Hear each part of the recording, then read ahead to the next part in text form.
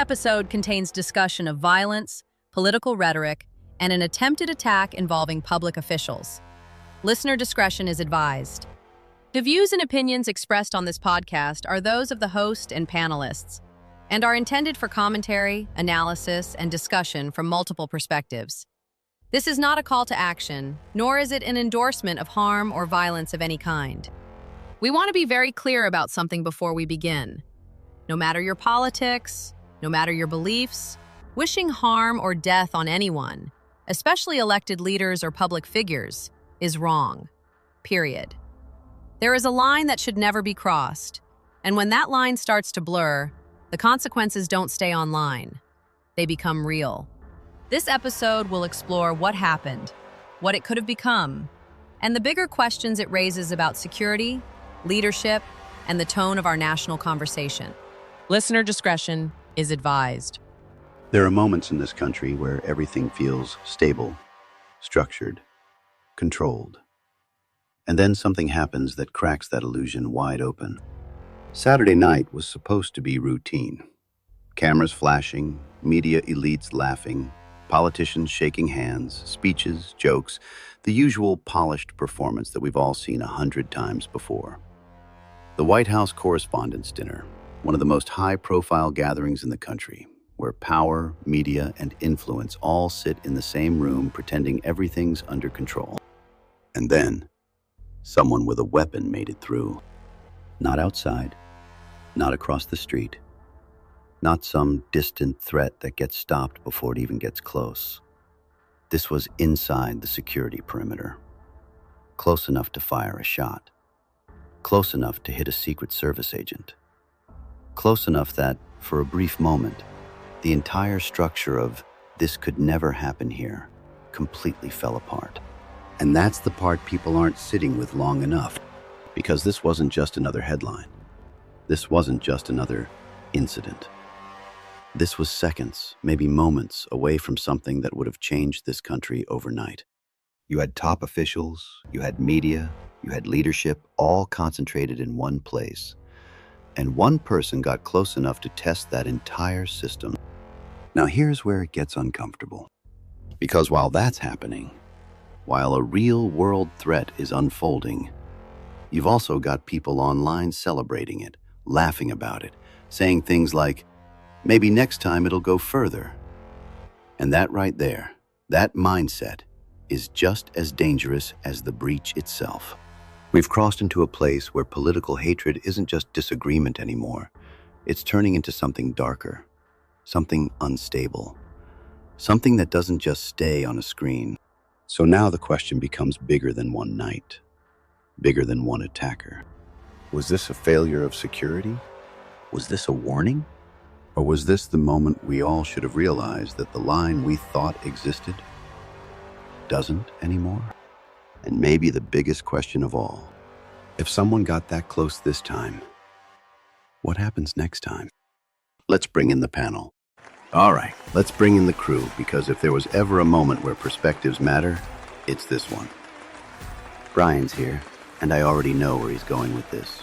He's going to come in hot, talking about security failures, media hypocrisy, and the kind of double standards that somehow always seem to show up when the target isn't who the mainstream wants to protect. Rachel's with us. She's going to slow this down, look at the facts, separate emotion from reality, and ask the uncomfortable question of whether this was a breakdown or proof that the system actually held under pressure. Daniel's in the building, which means we're about to go 10 layers deeper than most people are even thinking. Who benefits? What's not being said? And whether this was just one guy or part of something bigger that hasn't fully come into focus yet. And Skylar's here too. And she's not going to let any of this turn into a one-sided narrative. She's going to push back, challenge the tone, and bring in the argument about rhetoric, accountability, and whether the environment itself is playing a role in what we're seeing happen. And me? I'm right in the middle of it. Because I'm looking at this not just as a headline, but as a moment that could have gone very, very differently. So let's get into it. Let's not dance around this. This wasn't some random scare that got shut down before it mattered. This was a breach. This was a shot fired. This was a Secret Service agent getting hit, even if the vest saved him, and a room full of high-level targets sitting just beyond where this guy got stopped. That's not hypothetical. That's real. And what's sticking with me, Brian, is this. People keep saying the system worked, but I'm looking at it like the system worked after it already failed, because that guy never should have gotten that close in the first place. So let me ask you straight. Are we looking at a security system that held strong or one that got exposed? This was a failure, flat out. And I'm not buying the spin that everything worked as intended because the guy didn't make it all the way into the ballroom. That's like saying your front door security system works great because the burglar only made it into your living room and not your bedroom. No, he shouldn't have been inside at all, period. You're talking about one of the most high-profile events in the country, packed with political leadership, media elites, and people who shape the national narrative, and someone armed gets inside the perimeter and fires a shot? That's not a win. That's a warning shot, literally and figuratively. And here's the part that really ticks people off. You can't ignore the reaction online. You've got people openly celebrating this, making comments about next time, and acting like this is some kind of twisted justice. Imagine for a second if the roles were reversed. If this was targeting a Democrat president or a left-leaning event, you think the reaction would be this casual? Not a chance. It would be wall-to-wall outrage, and rightfully so. But because of who was potentially in that room, suddenly it's jokes and memes from certain corners of the internet. That's not just hypocrisy, that's dangerous. Because when people start normalizing violence against political opponents, that's when things escalate fast. Yeah, and that's exactly where this starts to split people. Because you're right about one thing, Brian. Getting that close changes the conversation whether people want to admit it or not. You don't measure success by "it could have been worse." You measure it by whether it should have been possible in the first place. But Rachel, let me bring you in, because I know you're going to look at this a little differently. There's a difference between a breach and a collapse. And some people are saying this is actually proof that the system did what it was supposed to do under pressure. So where do you land? Was this a failure or a system that held when it mattered most? I think both things can be true at the same time, and that's where the nuance gets lost. Yes, the attacker got closer than anyone is comfortable with. That alone demands a serious review of protocols, access points, and how someone was able to move through that environment with weapons. But at the same time, the system did respond. The threat was identified, neutralized, and contained before it reached the primary targets. That matters. Because when you're dealing with layered security, the goal isn't just prevention, it's also rapid response when prevention fails. Where I get cautious is when we immediately jump from, "this was serious," to, "we need a massive structural overhaul," without fully understanding what actually broke down. Was it human error? A screening lapse? A procedural gap? Or something more complex? Those answers matter because if you misdiagnose the problem, you end up implementing solutions that don't actually address the root issue. And on the rhetoric side, I agree. Celebrating violence, even joking about it, is a line that shouldn't be crossed. But we also have to be careful not to let the worst voices online define the broader conversation. The focus should stay on facts, accountability, and preventing this from happening again, not amplifying the extremes. That's fair, and honestly, that's probably where the real tension is right now. Because people hear the system worked, and it feels like we're brushing past how close this actually got. But at the same time, you're right. If we don't understand exactly what failed, we risk fixing the wrong thing. But Daniel, this is where I want you to go a little deeper, because this is your lane. Whenever something like this happens, high-profile event, high-value targets, national attention, there's always the surface story. And then there's everything underneath it. So what are we not seeing here? Is this just one guy who got through? Or is there something bigger that people aren't connecting yet? What we're not seeing, at least not yet, is the full chain of how this individual moved from intent to access. Because events like this don't exist in isolation. there's always a lead-up. Digital footprint, behavioral signals, movement patterns, potential gaps in coordination between agencies. And when someone gets as close as this individual did, the real question becomes less about who he was and more about what failed to flag him sooner. Because in today's world, it's actually difficult to operate completely off-grid. Most people leave some kind of trail, online, financial, logistical. So either that trail wasn't picked up, or it was, and it didn't trigger the level of response it should have. And then there's the broader pattern, because this isn't the first time we've seen high-profile gatherings become soft targets. Not because they lack security, but because they create predictability. Same type of crowd, same type of setup, similar access flow year after year. That predictability can be studied, exploited, tested. And here's where it gets uncomfortable. Sometimes it's not about pulling off the full attack. It's about probing the system, seeing how far you can get, how security reacts, where the pressure points are. And if that's the case here, if this was even partially a test run, then the real story isn't what happened Saturday night. It's what someone just learned from it. Yeah, and that right there is what makes this hit different. Because once you start thinking about it like that, not just as an incident, but as a potential stress test, it changes the stakes completely. Now it's not just about what happened, it's about what might have been mapped out in the process. But Skylar, let me bring you in here, because I know you're going to push back on where some of this conversation is heading, especially when it starts leaning into fear, escalation, or using this moment to justify bigger moves. So from your perspective, is this being looked at the right way?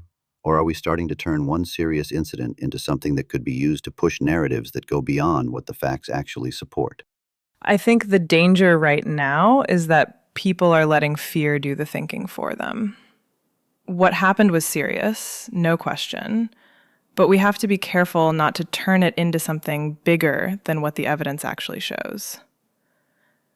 Right now, we have one attacker who was stopped, an incident that was contained, and a security response that, while not perfect, ultimately prevented something worse. That should lead to review and improvement, absolutely. But when the conversation immediately jumps to, this proves everything is broken, or this justifies major structural changes, that's where we lose balance. And on the rhetoric side, I agree with part of what's been said. Celebrating violence is wrong, no matter who the target is. But let's not pretend toxic rhetoric only exists on one side. It doesn't.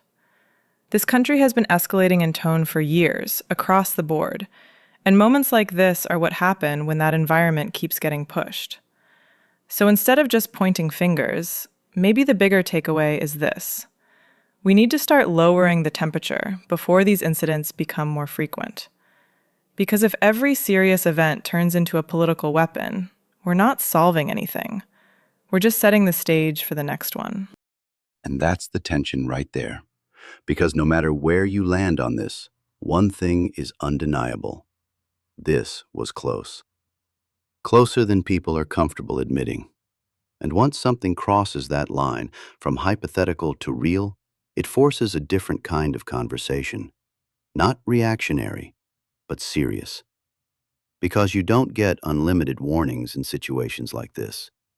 Eventually, something slips all the way through. At the same time, Skylar's right about one thing. We can't let fear drive bad decisions.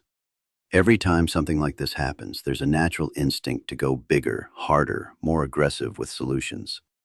But if you don't fully understand the problem, those solutions can miss the mark, or worse, create new problems entirely.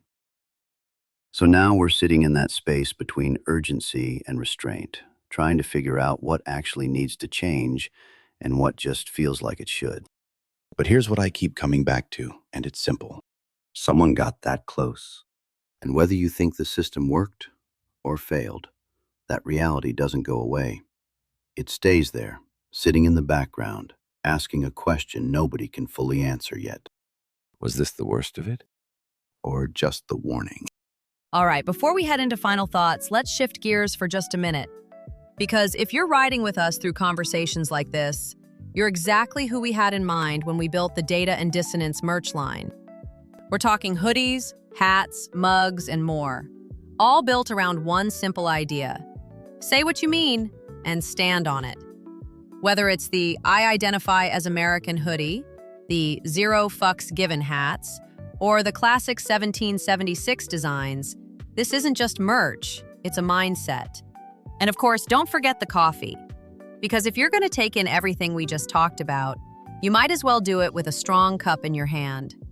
From the light roast High Lakes blend, to the medium Rock Creek, all the way to the bold bitter root dark French roast, we've got something for every level of, I've had enough of this. All the links are in the description. All right, let's bring it home. There are moments that pass through the news cycle, and then there are moments that should stick with us a little longer. Not because of what happened, but because of what almost did. And Saturday night falls into that second category. Because it exposed something we don't like to think about, that even in the most controlled environments, nothing is ever completely guaranteed. What we saw wasn't just a person with a weapon, it was a test of systems, of response, of awareness. And depending on how you look at it, you either saw a system that caught the threat just in time, or one that allowed it to get too far before doing so. But either way, it forced a reality check, because when you're dealing with events that bring that level of power and influence into one room, almost is not a comfortable margin. And maybe the most concerning part isn't even the breach itself, it's the reaction to it. The normalization, the jokes, the comments that blur the line between disagreement and something much darker. Because once that line starts to fade, it doesn't take much for words to turn into something real. And history has shown us, when that shift happens, it rarely stops on its own. So where does that leave us? Somewhere between awareness and responsibility. Because this isn't just about security protocols or policy debates. It's about the direction we're heading as a country.